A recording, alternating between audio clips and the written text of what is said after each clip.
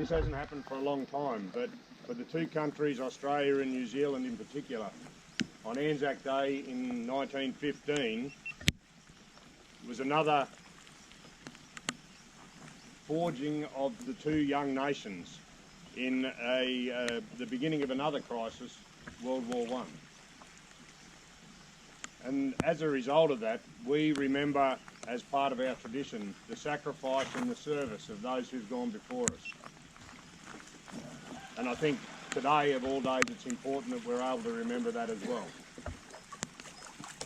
For over 100 years, every year on the 25th of April, all around the world, ANZAC Day is commemorated and remembered. Wherever you will find an Australian or in New Zealand, you will find an ANZAC Day. This year, in many ways, we're probably very fortunate. We're probably the largest gathering, or one of the largest gatherings for ANZAC Day, simply because of where we find ourselves at the moment. I'd just like us to think a little bit before we go on about those first ANZACs. In some ways, they've got some similarities with us. They were on a beach as the sun came up in a part of the world that no one in their countries had ever heard of. Most of them had never heard of Gallipoli. Most of them didn't even know how to pronounce it. But early on that day, they were asked to load off large warships into small rowboats and were rowed ashore to a place that became known as ANZAC Cove. On either side of ANZAC Cove, the British, the French, the South Africans, the Indians, and many people from all other parts of the globe were also landing on beaches. ANZAC Cove was the wrong place. It wasn't where we were supposed to land. As the soldiers were disembarking from the rowboats that were rowed by the Royal Navy, they were fired on by determined resistance from the Turkish enemy. They were faced with a narrow beach with no cover, and then an impenetrable set of cliffs dominated by what was later known as the Sphinx, a large sheer rock face that overlooked the beach. Those men set the standard that the rest of us now try and live up to. They demonstrated the strengths of mateship, commitment, service and sacrifice that forged the Australian and New Zealand culture for the next century. Soldiers, sailors, airmen and women went on throughout the next century to continue to serve all around the world. The Second World War, in all theatres of war, Korea, Malaya, Vietnam, peacekeeping missions in everywhere from Africa, the Middle East, Cambodia. There's not many places on the planet where the soldiers and those that followed haven't served. So it's with great pride today that I'm able to, with your help, remember that service. I'd also like to thank the service of the members of the police that we have here. Again, they serve the community at great personal sacrifice at times. So thank you. Okay, I'd now like to ask Lex to read a short poem, Flanders Field. Thanks, Lex. As in New Zealand, Hatamare e Whānau, kia ora nō. In Flanders fields, the poppies blow, between the crosses, row on row, that mark our place, and in the sky the larks are bravely singing fly. Scarce heard amid the guns below, we are the dead, shot days ago. We lived, felt dawn, saw sunset glow, loved and were loved, and now we lie in Flanders fields. Take up our quarrel with the foe, to you from failing hands we know, but touch the torch be yours to hold it high, and if you break faith with us, we die. We shall not sleep, though poppies grow in Flanders fields. Thanks, Lex.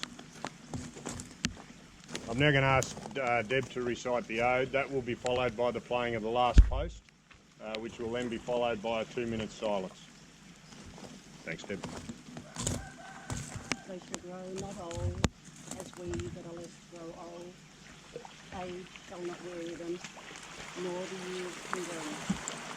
At the going down of the sun, and in the morning, we will remember them, We will remember, lest we forget. lest we forget.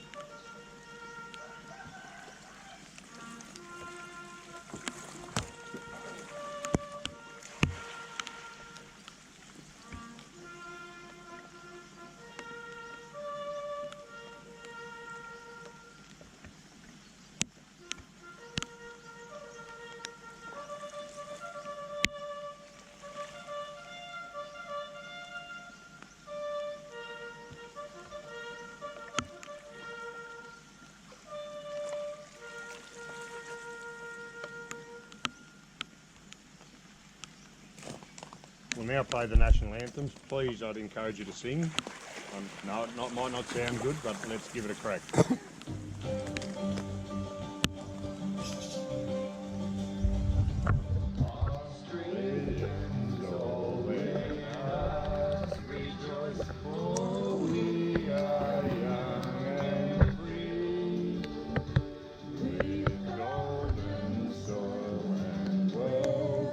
For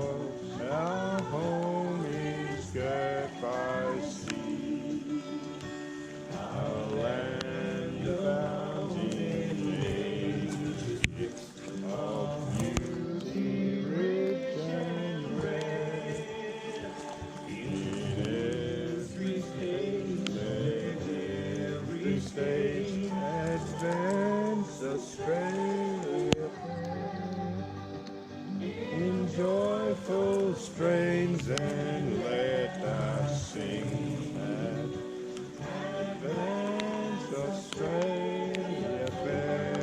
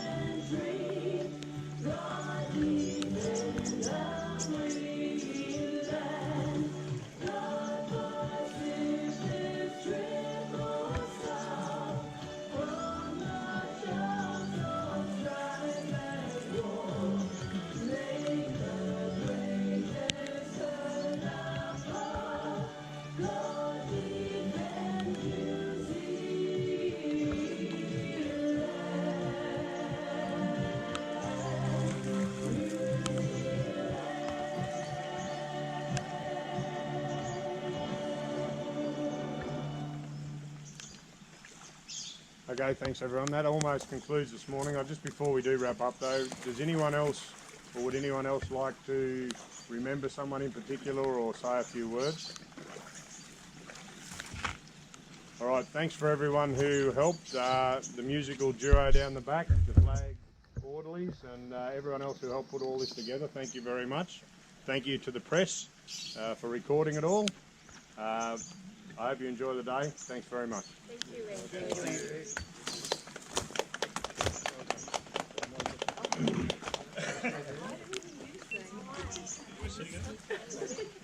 Andrew.